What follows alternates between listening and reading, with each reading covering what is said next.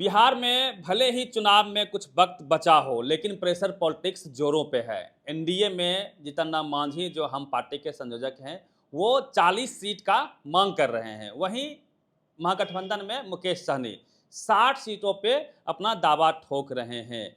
किनकी दावेदारी में कितना दम है, पिछली बार के चुनाव में कौन कितने पे लड़े थे, तमाम बातों पे चर्चा करेंगे, विश्लेषण करेंगे। हमारे साथ वेद सर हैं, वरिष्ठ पत्रकार हैं। सर, जिस प्रकार से प्रेशर पॉलिटिक्स बिहार में हो रही है, आप नज़र गड़ाए हुए हैं। हाँ जीतन राम मांझी एनडीए में 40 सीट का निर्माण कर रहे हैं। हाँ हाँ पहले उन्हीं पे चर्चा करते हैं। पिछली बार का क्या स्थिति था, इस बार 40 सीट वो मांग रहे हैं। कितना दम है जीतन राम मांझी के पास? मांझी जी पूरा दम है। मांझी जी 40 सीट ही नहीं मांग रहे हैं बीजेपी से, 20 सीट पे जीत भी जाएंगे और मुख्यमंत्री उनकी पार्टी का होगा, ये बोले हैं जीतन राम मांझी साहब। तो मांझी साहब जैसे कलाकार नेता थी पूरे धरती पर नहीं होगा। कलाकार? यस, मांझी जी जैसे कलाकार नेता पूरे विश्व में नहीं है, इस धरती पर नहीं, पूरे ब्रह्मांड में कहीं नहीं मिले। कैसे? कैसे कि हम काबिलियत बताएंगे मांझी जी की। देखिए, मांझी जी ऐसे नेता है जैसा कोई मुगल का राजा भी नहीं हुआ, कोई देश में ऐसा नेता नहीं हुआ जैसे नेता जीतन राम मांझी जी। देखिए, आप मुगल का राजा देखिए, अंग्रेज को देख लीजिए, कोई भी रामायण महाभारत कहीं उलट पुलट के देख लीजिए, सब लोग अपनी पत्नी को बढ़ाता है, अपने बच्चों को बढ़ाता है और समधिन से सिर्फ मजाक करता है। समधन को सब मजाक के लिए पूछता है कि समधिनियाँ आते हैं। लेकिन जीतन राम मांझी पूरे विश्व में इकलौते ऐसे नेता हैं जो अपनी समधन को विधायक बनाए हैं। ये काबिलियत है। समधिन से सिर्फ मजाक करता है लोग, लेकिन मांझी जी समधिन को विधायक बनाए। तो एक कलाकार हैं और समधिन के रिश्ते के प्रति ईमानदार हैं, खाली मजाक थोड़े करते हैं, विधायक भी बनाते हैं। और मांझी जी कलाकार इसलिए भी हैं कि देखिए, मांझी जी मुख्यमंत्री रहते, मतलब मांझी जी फैन हैं हम, उनकी कलाकारी के हम दीवाने हैं। आप तो करीब से देखे हाँ, हैं। मांझी जी कलाकारी के हम दीवाने हैं। इसलिए हैं कि कोई भी व्यक्ति चीफ मिनिस्टर के पद पे रहते हुए ये कहने की हिम्मत नहीं रखा कि इस देश के जो दलित पिछड़े आदिवासी हैं वो इस देश के मूल निवासी हैं और अगड़ी जात के लोग जो हैं वो विदेशी है। ये मुख्यमंत्री रहते हुए जीतन राम मांझी साहब बोले, इसके हम फैन हैं। इतनी साफगोई से जो बात रखे, और इस बात को लेकर भी फैन है कि उस समय अनंत सिंह मांझी जी को बोला था कि मारेंगे। हाँ, मांझी जी चीफ मिनिस्टर थे, अनंत सिंह बोला कि हम मांझी जी को मारेंगे। वो एक अदना सा विधायक हाँ हाँ, विधायक। उसके बाद इसलिए हम मांझी जी के फैन है कि उसी अनंत सिंह के पक्ष में मांझी जी बाद में बोलने लगे। भूल गए। हाँ हाँ, तो ये अदाकारी है मांझी जी की, कलाकारी है। और बोलते हैं कि कोई भी नेता राजनीति में रहते हुए ऐसा बोल दे कि राम काल्पनिक है, वो जीतन राम मांझी हो सकते हैं। फिर बोले जय श्री राम। और उसके बाद और बताते हैं, इतने फैन नहीं हम, मांझी जी कलाकारी और है। मांझी जी कलाकारी और ये है कि वो ब्राह्मण को गाली दिए, ह बीप बोले, पूरा ब्राह्मण समाज उखड़ गया और बोला मांझी जी की जीप पे इनाम रख दिया कौन कौन लोग। मांझी जी भोज भी खिला दिए ब्राह्मण, हाँ सुखल के दही चूड़ा भोज भी ब्राह्मणों को खिला दिए। और इतना सब करते हुए राम की पार्टी के साथ अलायंस भी कर लिए, और अलायंस ही नहीं किए, लोकसभा का चुनाव भी जीत गए और मोदी की सरकार में, राम वाली पार्टी की सरकार में मंत्री भी बन गए। और उसके बाद जाके कुंभ में नहा भी लिए और वहां पर भाषण भी दे दिए। तो वह व्यक्ति जो ये कहता हो कि हिंदू राष्ट्र बनेगा तो इस देश के लिए खतरा है, वो हिंदू राष्ट्र की पार्टी में जाता है और वहाँ पे मंत्री बन जाता है। तो ये अदाकारी, ये कलाकारी जो जीतन राम मांझी जी में है वो किसी भी नेता में नहीं है। इसलिए हम मांझी जी के फैन हैं। अब आती है बात इस पे, ये हो गई मांझी जी की। चूंकि हम मांझी जी के फैन हैं इसलिए इतनी भूमिका, और हमको लगता है कि आप लोग जबरा फैन है। हाँ, जबरा फैन है। हाँ भाई, अरे हम मांझी जी जो बयान दिए थे कि दलित आदिवासी पिछड़े इस देश के मूल निवासी हैं, सवर्ण विदेशी है, इस लाइन को हम इतनी बार पढ़े अखबार में, उतनी बार कोई अपना फर्स्ट लव लेटर नहीं पढ़ता होगा। इतनी बात नहीं, पहली पहली चिट्ठी इतनी दीवानगी हो गई। हाँ, जब फर्स्ट लव लेटर किसी को मिलता था कि रातें दिने उलट पुलट के पढ़ता था। हम मांझी जी के बयान में, अरे हमारे चीफ मिनिस्टर ऐसा बोले हैं, तो मांझी जी के तो हम फैन हैं। और फैन इसलिए भी भाई, समधिन वाला भी बात हमको बड़ा एकदम दिल से लगता है कि समधिनिया सब खाली मजाक करता है, लेकिन समधिन को कोई अगर विधायक बनाता है तो जीतन राम मांझी। ये तो असली सम्मान हो गया। हाँ, ये सम्मान, महिला फेमिनिज्म हुआ। और मांझी जी की पहली पत्नी गुजर गई तो दूसरी वो शादी किए, तो वो उससे किए जिनके पहले पति नहीं रहे या छुट्टा छुट्टी हो गया था। तो दोनों तरफ छुट्टा छुट्टी वाला मामला, मतलब एक की पत्नी नहीं, एक के पति नहीं, तो वो शादी की, इसलिए भी मांझी जी फैन है। मांझी जी बहुत बड़े कलाकार हैं, बहुत बड़े आर्टिस्ट हैं, पॉलिटिकल आर्टिस्ट हैं। ये हो गए मांझी जी की प्रशंसा। अब आते हैं कि मांझी जी मांग रहे हैं 40 गो सीट। 40 सीट में मांझी जी 20 गो जीत जाएंगे और उसके बाद मांझी जी की पार्टी से मुख्यमंत्री संतोष कुमार सुमन ही बन सकते हैं, और कौन बनेंगे, उनके घर के रिश्तेदार के लोग ही बनेंगे। और अब चर्चा कर लेते हैं कि 2020 में क्या हुआ था, किसको कितनी सीटें मिली, कौन कौन गठबंधन में था। फिर मुकेश सहनी जी की कलाकारी की भी हम लोग चर्चा करेंगे। तो एनडीए से पिछली बार जो पार्टियां चुनाव लड़ी थी वो थी बीजेपी, जनता दल यूनाइटेड नीतीश कुमार जी की पार्टी है, और मांझी जी की पार्टी हम, और रो धो के मुकेश सहनी की एंट्री उसमें हुई थी।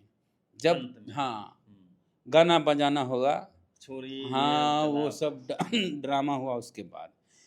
तो बीजेपी 110 सीटों पे चुनाव लड़ी और 74 सीटों पे उनको जीत मिली। जनता दल यूनाइटेड 115 सीटों पे चुनाव लड़ी और 43 सीटों पे जीत मिली। हिंदुस्तानी अवाम मोर्चा मांझी जी की पार्टी 7 सीटों पे चुनाव लड़ी और 4 सीटों पे जीत दर्ज। हाँ, वीआईपी पार्टी मुकेश सहनी की पार्टी 11 सीटों पे चुनाव लड़ी और अब 4 सीटों पे उनको जीत मिली। तो मांझी जी इसमें मांग रहे हैं 40 सीट। तो अब इसी पे चर्चा है कि मांझी जी को 40 सीट मिल जाएगा, कैसे मिल जाएगी सीटें। बीजेपी 110 पे लड़ी थी तो 110 पे ही लड़ना है बीजेपी को, ठीक है। जेडीयू 115 पे लड़ी तो 115 ही लड़ना है।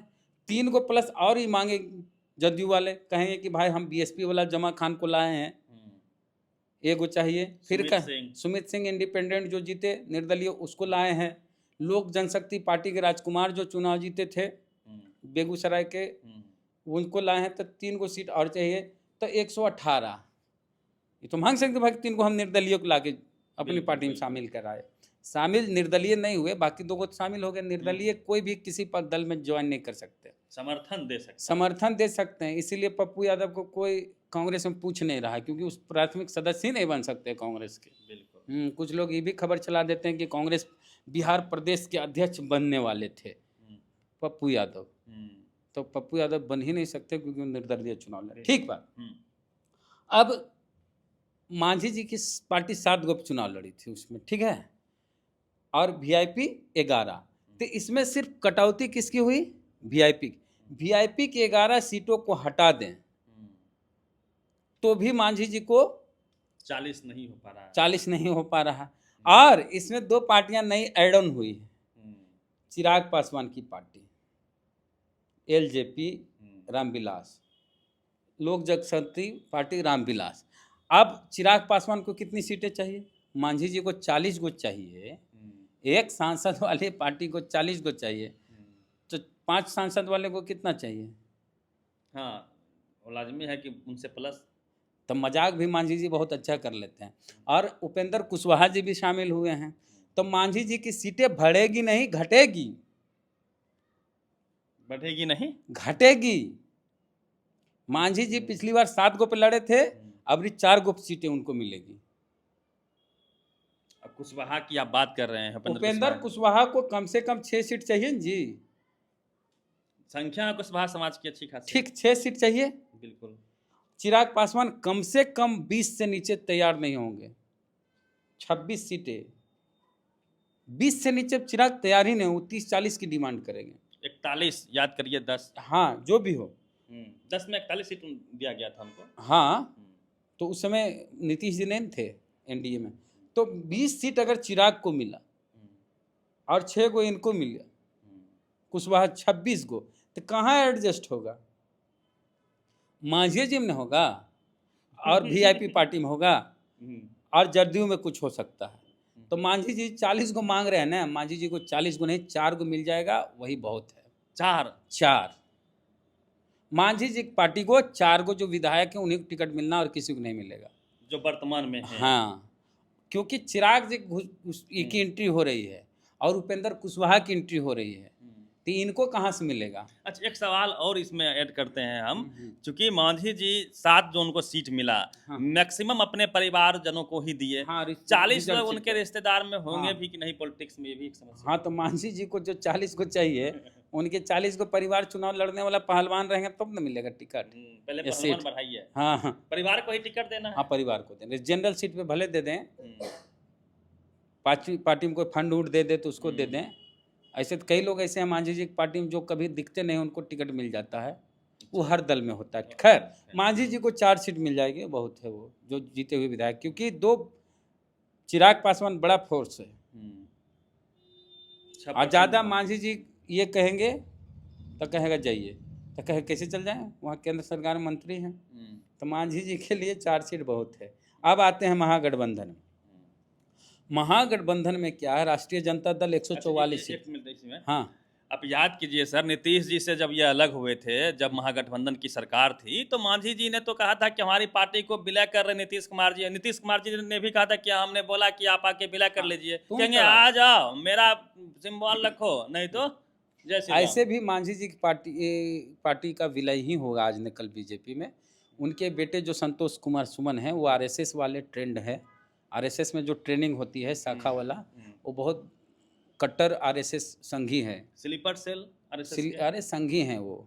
मांझी जी के बेटे जो है संतोष कुमार सुमन, वो तो खुश होंगे कि हमारी पार्टी का विलय, हमारे आत्मा वाले संगठन, हमारी आत्मा वाली पार्टी।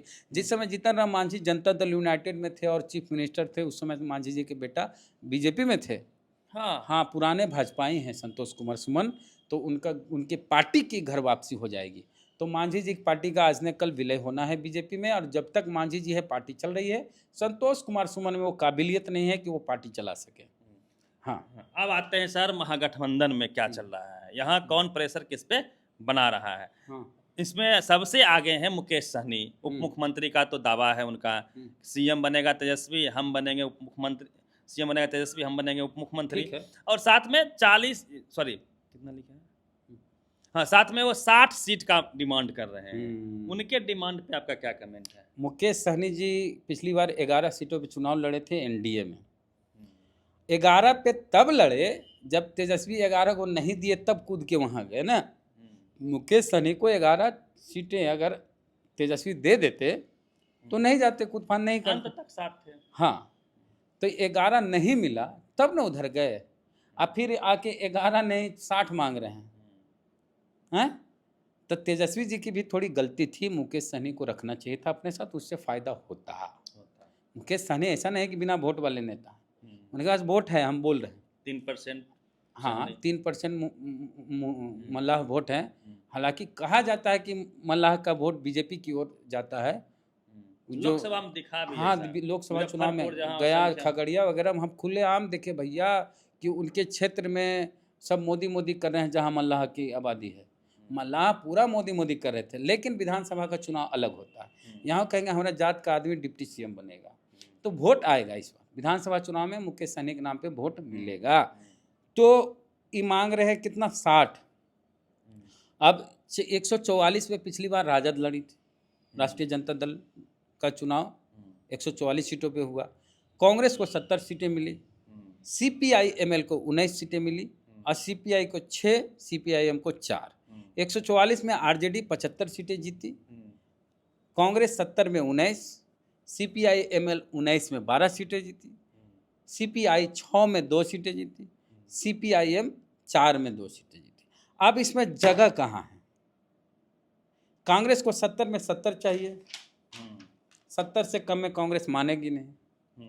आंखें तो दिखा रही है, दिखा रही कांग्रेस, यात्रा का नैया भी कर भले 70 में जीतेंगे 19 को, लेकिन चाहिए 70 को। तो 70 कांग्रेस का इस बार नहीं मिलना है। कांग्रेस की ही कटौती करके आरजेडी 144 से नीचे तो जाएगी नहीं। जितनी बार पिछले तेजस्वी यादव 144 से नीचे नहीं जाएंगे, तय है, ये तय है। तय है, क्योंकि गठबंधन वाला पार्टी भाग जाएगा कल को, अगर तेजस्वी मुख्यमंत्री बनेंगे और ये लोग आंख दिखाएंगे। हाँ, बहुमत तक छूने का प्रयास सेल्फ हाँ। होता है। तो 70 सीट है कांग्रेस का, उसी में एडजस्ट करके 20 सीट तक मैक्सिमम मुकेश सहनी को मिल सकती है। 20? हाँ भाई, मिलना भी चाहिए। अति पिछड़ा का कोई पार्टी इनके साथ नहीं है तेजस्वी यादव के साथ, तो मैक्सिमम 50 मिलना चाहिए कांग्रेस को और 20 मिलना चाहिए मुकेश सहनी को। नए गठबंधन की भी बात हो रही है, हो सकता है कि आज़ाद समाज पार्टी के लोग आ सकते हैं। हाँ, हो सकता है कि एमआईएम को भी मौका दे। एमआईएम में मुश्किल है, लेकिन पशुपति पारस जी तो आ रहे हैं। तो पशुपति पारस जी अगर आते हैं तो 5 सीट उनका, 5 सीट उनका तो घट गया, तो घटेगा फिर मुकेश सहनी में ही 15 सीट पे आ जाएगा मुकेश सहनी। क्योंकि सीपीआई और सीपीआईएम जितने सीटों पे चुनाव उतने पे ही इन लोग को लड़ना है। सीपीआईएमएल को 19 मिलना है। इन लोगों का कोई डिमांड नहीं, कोई जितना पे लड़े उतना ही। अंदरूनी खबर है। हाँ, सूत्रों के हवाले हाँ, से। जो जितना में थे उतना में संतुष्ट है, संतुष्ट पार्टियां हैं ये। हाँ, और परफॉर्मेंस भी? हाँ, परफॉर्मेंस बहुत बढ़िया रहा सीपीआईएमएल का, सीपीआई का, सीपीआईएम का, सबका ठीक रहा। शानदार कह सकते हैं। शानदार नहीं, सीपीआई का शानदार नहीं रहा, सीपीआईएम का शानदार रहा, सीपीआईएमएल का शानदार रहा। 19 में 12 सीपीआईएमएल, 4 में 2 50% सीपीआईएम, सीपीआई का गड़बड़ रहा, 6 में मात्र 2 सीटें जीती। तो इसका घटा दिया जाए तो कोई दिक्कत नहीं, 1-2 से, लेकिन इसमें घटेगा तो कितना घटेगा? कितना घट जाएगा? हाँ, 1-2 सीट घटना है कांग्रेस में। आजाद समाज पार्टी जो चंद्रशेखर रावण की है, उनकी भी एंट्री हो सकती है, अगर एंट्री होगी तो भी और घटना है फिर, तो फिर कांग्रेस का भी घटेगा, 50 से नीचे चल जाएगा मामला। जो कहा जा रहा है 5 सीटें हो सकता है, तो हो सकता है आरजेडी अपने तरफ से 4 सीट दे दे उनको, 140 पे आरजेडी लड़ रहे, उससे नीचे तो आरजेडी को जाना ही नहीं और जाना नहीं चाहिए। मतलब 11 से 15 तक पहुंच पा रहे हैं मुकेश सहनी। मुकेश सहनी मैक्सिमम 15 सीट पर चल जाएंगे, पशुपति पारस की एंट्री होती है तो। और उप मुख्यमंत्री का पद? उप मुख्यमंत्री चुनाव जीतने के बाद तय होगा उप मुख्यमंत्री। पहले जीते तो सही। पहले मुकेश सहनी अपने चुनाव जीत ले, उनके पास पहलवान भी नहीं है। पिछली बार जितने विधायक उनके जीते सब भाजपा के आदमी थे, A to Z। हाँ, सब चल गए भाजपा में कूद फांद के, ये खुद हार गए थे। हाँ, तब फिर इनके पास आदमी नहीं है।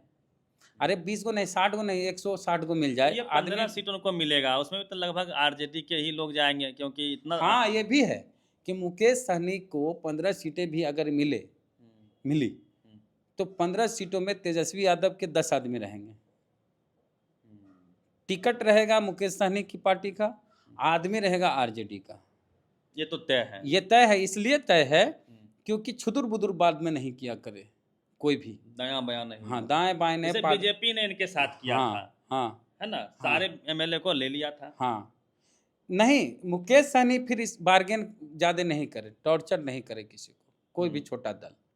अगर तेजस्वी यादव सरकार बनाने की स्थिति में आ जाए और मुकेश सहनी के पास 5-6 को विधायक रहे, 8 को विधायक रहे और भाजपा के साथ चल जाए, ये संभावना तो खूब होती है। क्यों नहीं, वो भाजपा में नहीं रहे हैं क्या? तो बहुत भरोसेमंद पार्टनर नहीं है मुकेश सहनी। मुकेश सहनी पे आंख मूंद के भरोसा नहीं किया जा सकता। कांग्रेस पे कर सकते हैं, लेफ्ट पे कर सकते हैं, मुकेश सहनी पे नहीं कर सकते, क्योंकि वो इधर कब चल जाएंगे उधर कब चल जाएंगे। जैसे नीतीश जी इधर उधर जाते हैं तो मुकेश सहनी भी जाते हैं, वफादार नहीं है, आइडियोलॉजी की समझ नहीं है। चाहे इनके विधायक को क्यों बीजेपी ने ले लिया, सब कुछ तो ठीक ही चल रहा था। ये बिहार में है बीजेपी के साथ, मंत्री हैं, और वहाँ योगी को जाके आग दिखा रहे थे, हाँ, प्रचार कर रहे थे। हाँ, प्रचार, फूलन देवी के मूर्ति लगाने के मामले में ही वाद विवाद हुआ। वहाँ भी वो सीट चाह रहे थे, योगी जी उनको सीट दे दे, ये सब हाँ, ये सारी, हाँ, तो जहाँ बीजेपी के साथ रहिएगा बिहार में, यूपी में जाकर बीजेपी के खिलाफ आप एक्टिविटी कीजिएगा, तो बीजेपी ने जो किया, उनके आदमी तो उन्हीं के थे। विधायक कहने को मुकेश सहनी के थे, लेकिन सब कैंडिडेट बीजेपी के थे। हाँ, कौन कौन थे देखिए ना भाई, मुसाफिर पासवान कब थे वो वीआईपी पार्टी में, मिश्री लाल यादव वीआईपी में कब थे वो, राजू सिंह वीआईपी में कब थे वो, सुवर्णा सिंह वीआईपी में थी ही नहीं। तो ये सारे जो उनके 4 को विधायक जीते थे, ये भी संजोग है कि इन चारों जो जीते उसमें एक भी सहनी नहीं। हाँ, सहनी की पार्टी में सहनी विधायक नहीं बना, टिकट भी नहीं मिला। ये तो टिकट वो ये भी तय करना पड़ेगा। आप सहनी का वोट दिलवाने चले हैं, तो कितना सहनी को आप टिकट दे रहे हैं? लोकसभा में क्या को दिए? हाँ, ये भी है, सामने है। सहनी समाज कैसे भरोसा करेगा इन पे? तो दिक्कतें हैं बहुत सारी, सुधार की जरूरत है। मुकेश सहनी से उम्मीद है कि इस तरह का अबरी सुधार करेंगे। मल्लाह को खूब लड़ाइए। बिल्कुल। हम्म, अब पार्टी बनाए उस बेस पे तो उसको जगह देंगे तब न। अभी मान लीजिए सर, आरजेडी की पार्टी में यादव की संख्या कम रहेगी, यादवे नहीं रहे। एक से तेजस्वी की पार्टी से चुनाव लड़ने वाले यादवे नहीं रहे, तो फिर क्या होगा? तो फिर मुरेट्ठा कौन बीजेपी बनेगा? में भूमिहारे नहीं रहे, हाँ। राजपूते नहीं रहे, फिर क्या होगा? क्या होगा? सबका अब अपना बसपा में दलितें नहीं रहे, नहीं रहे। तो क्या होगा? अति तो खैर पिछड़ा खैर जदयू- मुकेश सहनी 15 सीटें मैक्सिमम जा सकती है, अधिकतम। चलिए वीडियो और का मांझी जी के 4 सीट से 5 सीट, 40 नहीं 4। 4 से 5, क्योंकि वहाँ चिराग घुस रहे हैं भैया। वंदे भारत है बीजेपी को। तुरुप का इक्का। जो बोलिए, चलिए। चलिए वीडियो काफ़ी लंबा हो गया है। आप क्या सोचते हैं, मुकेश सहनी को कितनी सीट मिलनी चाहिए? और जीतन राम मांझी जो एनडीए में है, आंख दिखा रहे हैं, डिमांड कर रहे हैं कि 40 सीट हमको भी चाहिए, उनको कितना सीट मिलना चाहिए? बेस सर ने पूरा विश्लेषण किया है। पूरी बातचीत पे आप प्रतिक्रिया दीजिए। Ravi Mehta, the activist, Patna.